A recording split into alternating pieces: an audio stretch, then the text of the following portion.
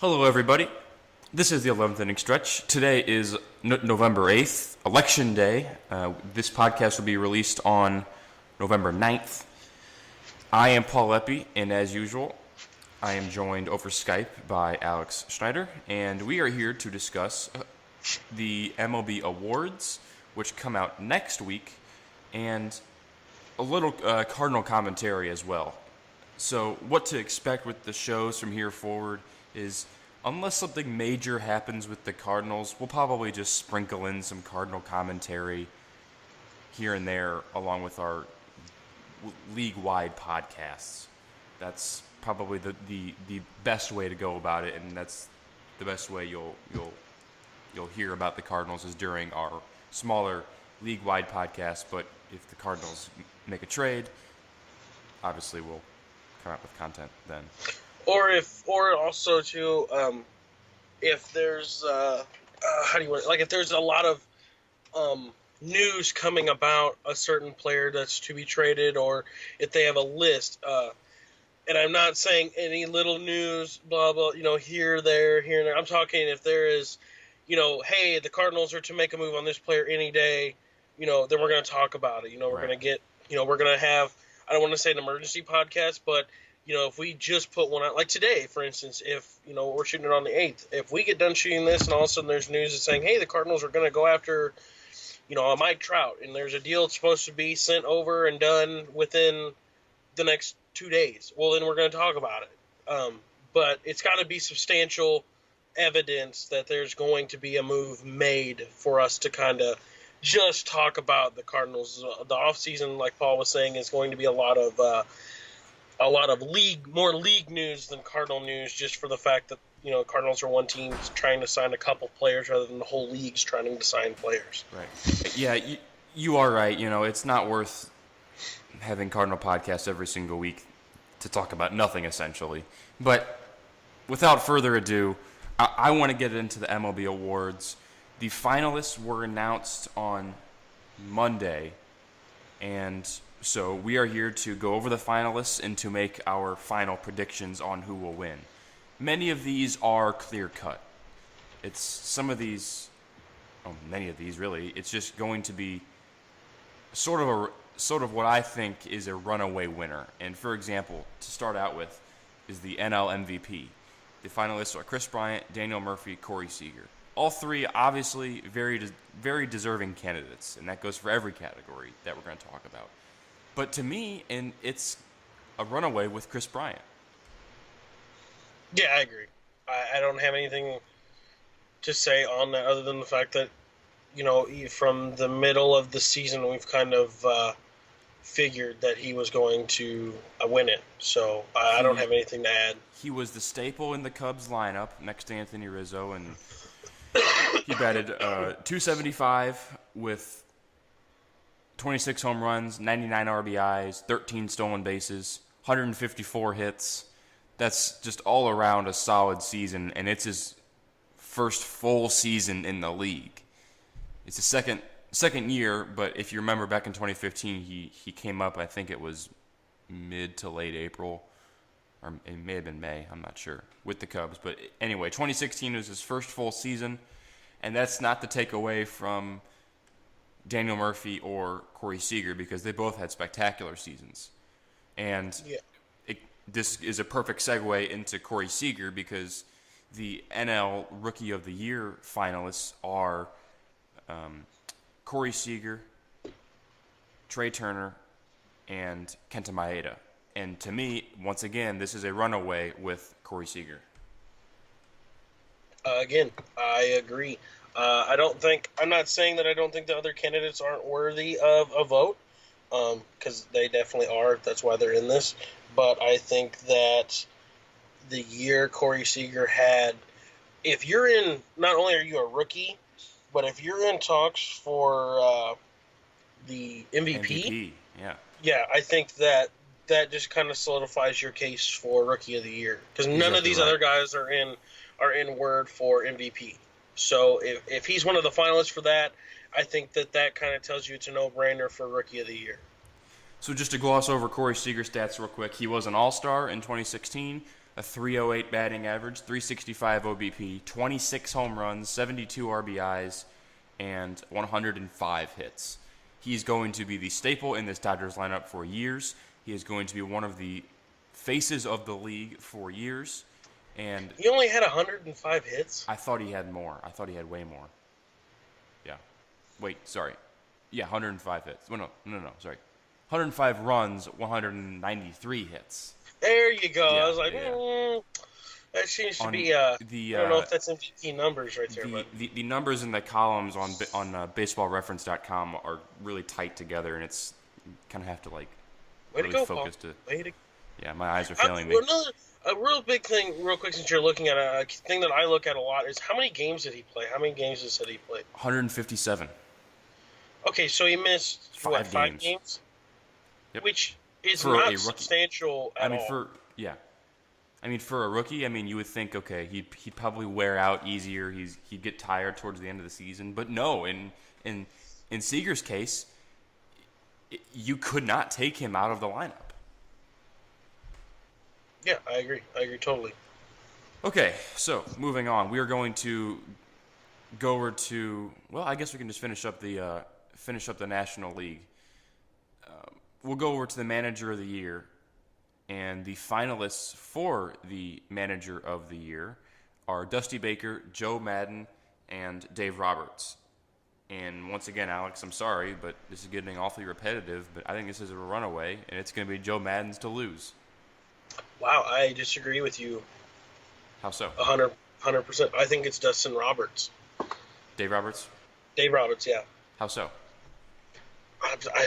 First year, Mattingly had the team. It was basically what this is it was Mattingly's team that Roberts inherited, basically. Right.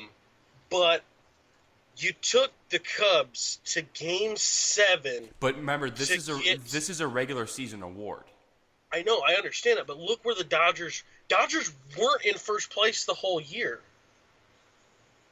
Well, part of this too is, do you give Dave Roberts an award for the Giants completely tanking in the second half of the season? They didn't. Yeah, I do, because it doesn't. I don't care if the Giants tanked or not. The Dodgers still had to perform. Sure. And I'm not taking anything away from them. I just think a 103-win season is nothing to gloss over. But look at the team difference, though. That's fair. You're talking about a team in the Dodgers that you're like, yeah, they have a chance. But they also have a high upside of maybe not getting in at all. With the Cubs, you were like, this is their year. Talk to anybody. That was what you talked about with the Cubs. Yeah, we picked the Cardinals to win the division, but that was just being a homer. Right. You're talking about the Cubs, though. Everybody was like, well, it's their season to win. That's from day one. I can't take I just think... I think it's Roberts to lose, and I don't think that there's an argument. I shouldn't say that. I think that there is an argument against it, but I don't think that it's a substantial argument against it. I think you have to look at the 103-win season Madden had, but also the fact that how do I put this? He won 103 games, but he also knows what buttons to push. And I'm not saying Roberts doesn't, but Madden just did it really, really well. And that's probably because he has better players, sure. No, not probably. He does, hands down. He does have better players, right. There's no... I just don't think you can lose a Manager of the Year with 103 wins. And I think Matheny should have gotten it last season. Here's the thing, though. Is it a Manager of the Year because of your players performing, or is it Manager of the Year because of what you did as a manager? And that's a very good argument. And because in my eyes, the Cubs played very well, but I think all in all, the Dodgers players played better as a player. The Cubs players played better as a player, but I think that the Dodgers, as a managerial standpoint, was a better manager. Do you think Dave Roberts is a better manager than Joe Madden, though? This year I do. How hard is it for... Are you kidding me? You could have laced up. You could have been named manager for the Chicago Cubs and won a World Series this year. Yeah. How hard is it in the playoffs? And I'm going to the playoffs because this is, where I come from and all this kind of stuff. I know that they were voted on before or whatever, blah, blah, blah. But, or not voted on, but these were the finalists. But how hard is it for you to go, all right, Chapman, you're coming in the eighth. Well, just like Joe Madden got help. Just like Joe Madden got help from his awesome team, and the fact that his team is just really stacked, I think Dave Roberts got help from the San Francisco Giants. But you're talking about the Cubs got help from their team as a team, and you're also talking about, well, the Dodgers did well because the Giants did bad. I think no matter what, I think that the Dodgers take first place in that division over the year anyway. They weren't there. Let's not forget, San Francisco had the best record in the league at the All-Star break, better than the Cubs. They weren't.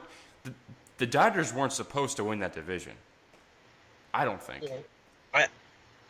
Here's the thing, though, is the Giants didn't do so bad where they didn't make the playoffs. I mean, they made the playoffs. Probably shouldn't have. So I mean, you're not talking about, well, the Giants did so bad they finished in third place. No, they finished in second, and the Dodgers played great baseball the last 2 months of the season. They did. You're exactly right. They did. And I think that's the manager. I mean, he knew something that somebody else didn't. He obviously knew the team a lot better than Mattingly did. And here's the thing too is, he might have put players like Trace Thompson started a lot of the outfield for him. Now, do you think that Trace Thompson kind of move? I'm not saying do you think if Madden's in the same position does he make it, but do you think a Trace Thompson kind of move is made in Chicago? The biggest move that was made in Chicago this season to start a player who wasn't supposed to was Javier Baez starting at second, and that was it. Trace Thompson and like Andrew Tolles, those managerial moves were made by, I think, a better manager this year. And I'm not taking nothing away from Madden. I think Madden is a smart manager, but it's easy to manage a team that's supposed to win 162 games. That's true. And if, like you said, if I went out there and was the manager of the Cubs, I could have at the very least gotten that team to the playoffs. I mean, that's the thing is you're not looking at, oh, he's a great manager, look at his career. You're looking at this year, and I think that Roberts was the best one. And we're not even mentioning Dusty Baker, who had a great team this year and did phenomenal. Yeah, no, he did fine. I mean, there's just nothing that really sticks out to me that would indicate why he should win the Manager of the Year. Well, no, and he's not going to, and he's going to come third. But I think that Roberts takes the cake. And I'm not saying like you're like, oh, it's easy cake walk, man. Here's one final point that I want to make on Madden. He won 103 games in a much more, I think, competitive division than Roberts did in the NL West. Well, it depends on who you talk to, because there's a lot of people that say the NL Central is one of the worst divisions in baseball this past year. If you look at the Reds and the Brewers, yes, but if you're the Dodgers, you really only have to compete with the Giants in that division. Padres, except for the fact that Colorado was in a hunt for at least the last 2 months. They're better. And the Diamondbacks were terrible, but had a good team. They were terrible. They won like who's the other person in their division? San Diego. Awful. The bad. Okay, I'm not going to give you that. But you have three teams that were in a race for a while. With the Central, it was one, and that was the Cubs. The Cubs the Pirates are nothing to gloss over. I mean, I think the Central at the top was more competitive. Or not in terms of division standings, because the Cubs ran away with the division in May. But when you're looking at teams 2 and 3, the Cardinals and the Pirates, I would much rather have those two than the Giants and the Rockies in the NL West. And Madden won more games against, I think, a more competitive division at the top. I guess we'll just have to agree to disagree here, Paul. That's fine. And that's good, because this is the first time we've disagreed on pretty much anything in a while. Yeah. But we need to move on, so we're going to move on. AL Manager of the Year, Jeff Bannister of the Rangers, Terry Francona of the Indians, and Buck Showalter of the Orioles. I want to get your thoughts first. I think hands down Terry Francona. Yeah. We're not going to disagree there. Cleveland All the was other managers were kind of expected to make it, to be honest with you. right. Exactly. I mean, I don't have anything else to add there. I mean, it's pretty Nope. pretty It's Tito cut and dry. Francona. Yeah. Rookie of the Year, NL we did. Rookie of the Year, American League is sort of interesting. We have Michael Fulmer from the Tigers, Tyler Naquin from the Indians, and Gary Sanchez from the Yankees. I have Michael Fulmer. Yeah. I like Gary Sanchez. I like but he Gary didn't play Sanchez too, but he only played like 2 months. Yeah, he didn't play enough. Fulmer had a spectacular entire season. Sanchez had a spectacular 2 months. Here's the thing though and I say Fulmer. I agree with you, but it's really hard for me to not say Sanchez because of what I'm going to say for Fulmer, and that is he kept his team in it for a long time. But when Sanchez and all those other Yankees that are going to be fresh faces, they brought the Yankees back into the race. I mean, they were close. They did, yeah. I mean, so you can say Gary Sanchez, but I just think Fulmer over the year that he had was unbelievable. Sure. And for Fulmer, and we'll just gloss over both stats here. Sanchez, remember, he played only 2 months. So August, he came up on August 1st. Sorry, August 1st. And in 2 months, he had 20 home runs, a 300 average, and 42 RBIs. That is insane. That is spectacular, and I cannot wait to see what he's going to do with the full season in 2017. Now, doesn't he actually get to be in the Rookie of the Year for next year, too? I don't think so. I think it depends on how many at-bats you get. And Sanchez there's no way he has enough at-bats to qualify. He had 201 at-bats. I don't know if that's enough to qualify or not. I'd say look it up, because there's no way you're going to tell me that he didn't have an opportunity to... Well, okay, do you think Alex Reyes should be qualified for the NL Rookie of the Year next season? Yeah, no. Wait, how long did Reyes pitch for us, though? I gotta look that up, too. I mean, it wasn't that many starts. I mean, let's just put it this way. He pitched for the Futures game and the All-Star game. So he was still down on the minors it's then. the current standard of 130 at-bats, 50 innings pitched, or 45 days on the active roster of a major league club. So he's not going to be eligible next season. That's it's 130 dumb. He only at-bats. played 2 months. That's a third of the season. Yeah, I'm with you. That's so... you can't compare stats from a guy who played 2 months to a guy that played a full year. Look at Corey Seager last season. He had I have it right here. Corey Seager only had 113 at-bats in 2015. So he was eligible in 2016. For Rookie of the Year, he's eligible? He played... So in 2015, Corey Seager played in 27 games with 113 at-bats and 4 home runs. Sorry. And he was eligible in 2016 because he didn't meet the 130 at-bat threshold. I mean, I understand that completely. I mean, I get that. That's what I'm saying is I don't think that Sanchez should lose out on this opportunity. No, I don't think he should either, but that's... Well, and to be honest with you, I think that we're in the minority here anyway because I think a lot of people are going to vote Sanchez. Possibly because he plays for the Yankees. No, I think that there's a lot of people that vote or that are voting front line for Sanchez. I gotta go Fulmer. I mean, okay, let me just read you his numbers. Win-loss record, I don't think means anything because that's more of a team stat than it is a pitcher stat, in my opinion. But he was 11-7 with a 3.06 ERA, 159 innings pitched, 132 strikeouts, and a 1.12 WHIP. I am getting to the quality starts category. Just give me 1 second for that. But tell me why you think Sanchez would be the person to get first place votes. I mean, okay, so I'm gonna kind of go backwards on this because of the Fulmer stat you just read. Over Fulmer 3 ERA. Fulmer had 15 quality starts. Out of how many games started?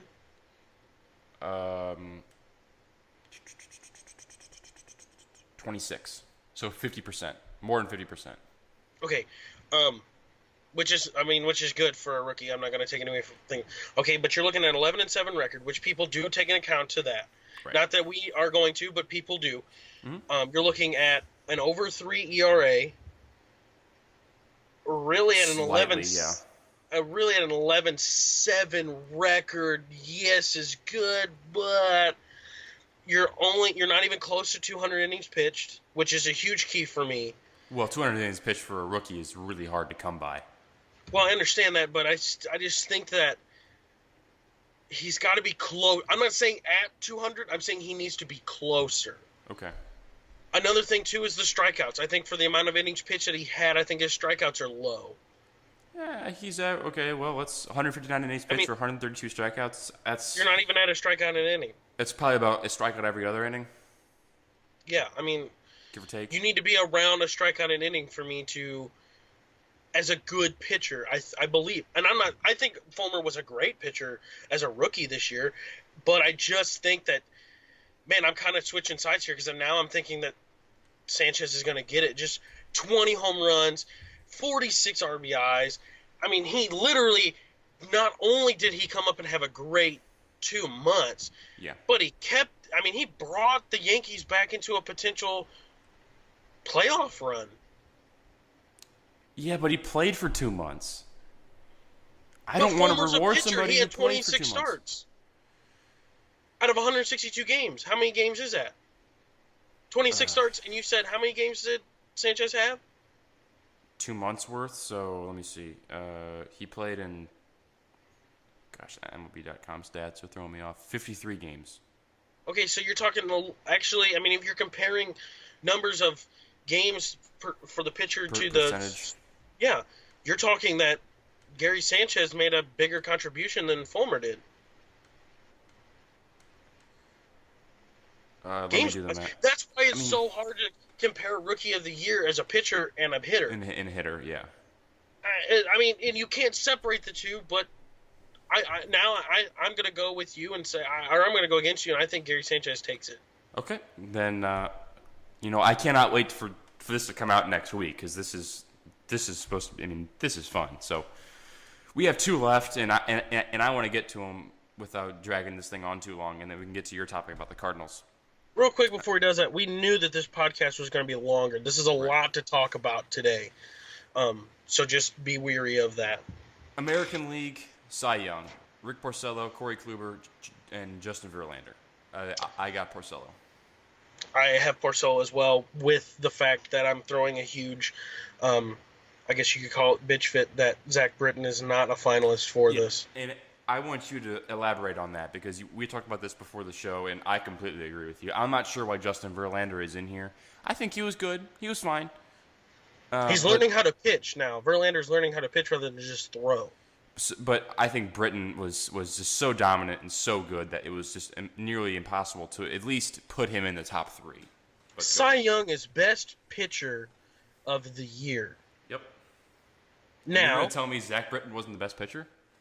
Exactly. Now, Rick Porcello did an amazing job, did a fine job, and I'm not taking anything away from him. But Zach Britton was damn near unhittable all year. I mean, you're talking about a league now that is so dominant, and who you're going to have close, or who you're going to have in that 9th inning role who's not, who you're going to be able to give him the ball every day and depend that he's going to be able to close games. That's in a league they're talking right now that Aroldis Chapman's going to get $100 million in a contract. That's ridiculous. I mean, you're in a closer-dependent league right now, and the best closer of baseball isn't even mentioned in a Cy Young. Yeah, that's... If a pitcher can win MVP, why can't a reliever win Cy Young? True, very true. And speaking of American League MVP, I am trying to scroll here, and it is not quite cooperating. I know it's here it is. It's Jose Altuve, Mookie Betts, and Mike Trout. Now, this is the one that I honestly just don't know. I think you can make a really good case for all 3, and for me, it's a coin flip. I don't know. I mean, Trout, you can't go wrong with him. But, man, the season Altuve had, and you know I love Altuve, but the same thing with Betts. God, he just had a damn good season. So what are your thoughts? I think that I might abstain from this one. I think for the the MVP award goes to you're the most valuable player on your team, and you led that team to something good. Now, I'm not saying to a playoff. I'm saying something good. So at least a winning season, maybe a close race in the wild or in the postseason. So maybe that discounts Trout for you. Yeah, Sure. not taking anything away from Trout. He deserves it every year for his talent. But we don't have a most talented player. We have a most valuable player.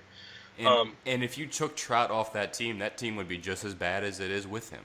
Yeah, it would be worse. I mean, it would be hands down worse. Right. I think my vote goes to Betts. I mean, other than David Ortiz and a solid pitching staff by Porcello, Betts was a beast this year. He was.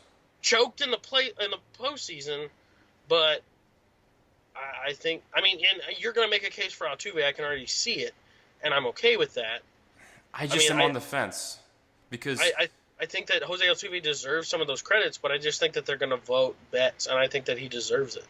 I think they're going to vote Betts. I agree with you there, but if you're talking to me about what I think the definition of most valuable player means, I think it's Jose Altuve because of his defense, too. Now, Betts has great defense, and that's where he can easily push back on this. But, man, Jose Altuve deserves a gold glove every single year with his defense, too. And not to mention, he just kills the baseball with a bat. I agree. And he is the undoubted leader of that team. With Betts, he wasn't the undoubted leader of that team. It was David Ortiz. Yeah. Now, next season, is he going to be the leader of that team? You betcha. But that wasn't the case in 2016. I think it'll be given to Betts, but Altuve deserves to, at the very least, make it very, very, very, very close. I agree. And another thing I'd like to get into with you, not all of them, but the Gold Glove Awards, because my man is against yours in the second base Gold Glove category, and that is Robinson Cano against Jose Altuve. Defense is more of a eye test, what you watch, rather than a stats thing, because you can tell me, his fielding percentage is blah, blah, blah, blah, blah, but if he didn't have a whole lot of balls hit to him, it doesn't matter. It doesn't matter. Right. Now, granted, they both had a lot of balls hit to him, blah, blah, blah.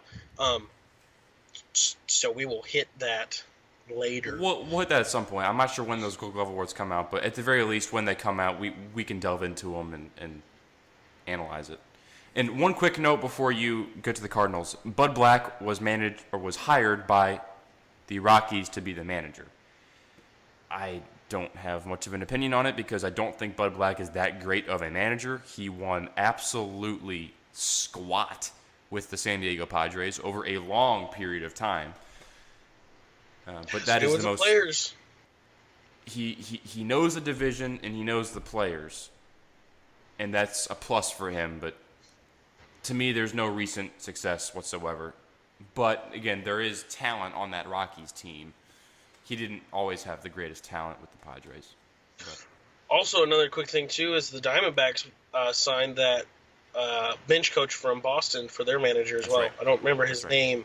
It's like Lavallo or something like that. Louisville, or not Louisville, but I don't know what it is. It starts with an L. It's like Luvllo or something. I don't remember. Quick thing too about the Rockies before I get into this Cardinal, this kind of ties in. Is Mark Reynolds kind of a guy you re-signed for the Cardinals? If you're the Cardinals? Yeah. It depends. Do you get rid of Matt Adams? Because you can't have just a clog of first baseman with Adams and. It doesn't matter. This offseason they're looking at an outfielder and a first baseman, so they're looking already. Is he a cheap option that you take a flyer on? Maybe you give a 2-year contract to? If you can get him in a package deal with Carlos Gonzalez or Charlie Blackmon. He's a free agent. Oh, is he a free agent? Yeah.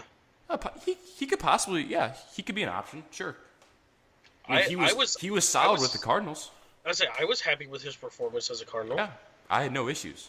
It wasn't great, but it wasn't bad. It was good. It was serviceable. It was what you needed him to be. Right. Okay, That's so fair. moving on to the Yeah. Cardinal news, I'm going to try and make it quick because this thing's running kind of long. Pardon for that because I had a lot of discussion on this, and I know Paul did as well. But out of Cardinal, I don't want to say out of Cardinal camp, but out of the kind of the Cardinal world, I guess you could say, there's been a lot of talk, or there's been a lot of people calling for a trade to Anaheim, or I'm sorry, is it Anaheim? It's Los Angeles Angels now. Technically, it's Los Angeles, but it's. I still refer I to mean, them as the technically, Anaheim. technically it's Anaheim, but they're called Los Angeles. That the Cardinals should make a trade for Andrelton Simmons. No, The no, dynamic, no, no, no. The dynamic defensive shortstop absolutely could be like, if he comes to St. Louis, he could be the next Ozzie Smith. Like he's a Gold Glover, and he deserves to be one every year. But like the he Cardinals actually don't took need a him. platinum glove away from Yachty a couple years ago. Okay, I mean, whatever. I mean, What do you mean, whatever? They're looking for better defense. Like, this matters. His defense, I could care less about his bat. His defense matters. his defense matters, but you don't. The Cardinals don't need him. And this is, and to be honest, and I'm kind of agging Paul on because we agreed on the same point that the Cardinals don't need him because of we both believe Diaz- that Aledmys Diaz is going to be a fine potential Gold Glove shortstop in He's himself. going to get better. What you saw this past season, especially at the beginning of the season, was awful, and we all know that. But we saw him progress, and he's only 24 something years old, 25 years old. That. He's going to get better. You don't need to trade for somebody because the Angels are. Say the Cardinals make the trade. They're going to have to give up a lot because the Angels are in a rebuilding mode. They're going to demand a lot from the Cardinals. Shall they make that trade? You're probably It's talking to Colton Wong is probably involved in that deal. And it makes no sense. It really makes absolutely zero sense. And this goes back to what we kind of talked about too before, because if you make that deal, that means Aledmys Diaz is your second baseman. So this goes back to a conversation we've had before that John Mozeliak has said that they want to give Colton Wong a substantial chance at second. This goes back to the thing that the point that Paul made. We will believe it when we see it. Because if you make this trade for Andrelton Simmons, you don't see it because Colton Wong is gone. He's got to be gone. Yeah, we can all agree Andrelton Simmons defensively is miles in front of Colton Wong. It's not even close. And Aledmys Diaz for that. And Aledmys Diaz. But you're still going to see improvement from Diaz and hopefully from Wong. Now, like I said before, I'll believe it when I see it, but that's the plan. And you can't overpay for a shortstop that you may or may not actually need. I completely agree with you. Me and Paul both agree on this point that we don't need him. With the Cubs being the dominant force in the division seemingly for years to come, you can't take maybe he'll perform, maybe he won't type of bets. You need to have a solid plan. You need to execute that plan, and there can't be any ifs, ands, or buts about it. And sort of taking a flyer on a player that is certainly good and deserves all the awards that he gets, but that you may or may not actually need is just a really dumb idea.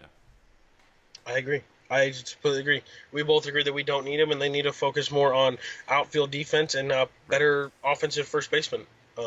And that is what the Cardinals are going to be going after. And so I don't think there's going to be any push for an Andrelton Simmons type unless something dramatic happens, which, as we all know, in Major League Baseball is entirely possible.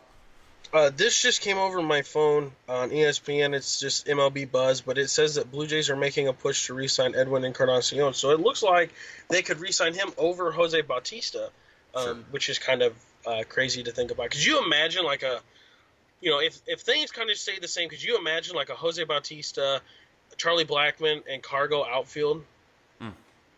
Or if he goes to the Dodgers, could you imagine a Jock Peterson, maybe a Andre Ethier and a Joey Bats outfield? What did the Dodgers do with Puig? Real quick. Did they trade him? You've given him so many chances, and he has not performed at all. He really hasn't. I mean, he was good when he came up, but that's been it. He's got issues, man. He's got a lot of issues. I think he's he needs to go to a town that's not an L.A. or a New York. I was just gonna say that. Ship him to like Oakland, Tampa Bay. Like not even Tampa. Nothing extravagant. Like no one wants to go to Oakland to play. No, not a single person. Ship him to Colorado or Milwaukee. Cincinnati. I mean, and I'm saying shipping Cincinnati as a Cardinal fan because I'm not worried about Puig. No, I'm not either. He needs to go to a city where it's not Los Angeles, where he doesn't, when he takes a dump, it's not, whoa, Puig took a dump. Breaking news, yeah. Just everybody watch out. Big news today. No, like you need to go to Oakland where, the big news is, hey, there's actually problems here and we need to focus on them. Fuck Puig. Sorry for my language, but I mean, I'm fed up with the Puig hype. I'm fed up with the Puig hype. And I backed him up for so long and he has done nothing. Yeah, I'm not gonna reiterate because I'm with you. I think they should trade him, and he would benefit from a change of scenery for sure. You know what would be really funny if they trade him to Miami? Don Mattingly's there. Ooh, that would suck. Man, I'm not sure that'd be good for him either. I'm just thinking of like Don Mattingly's like, what can I do to get away from this guy? Oh man, that'd be funny to see. Alex, that's all I have for this show. Are you? I am done as well. We'll be back within. We'll be back within the next week to hopefully delve into the awards more and sort of just continue on our discussion here. But until then, Alex, it was fun talking with you. I am Paul Eppy. This is the 11th Inning Stretch. We will see you in the near future.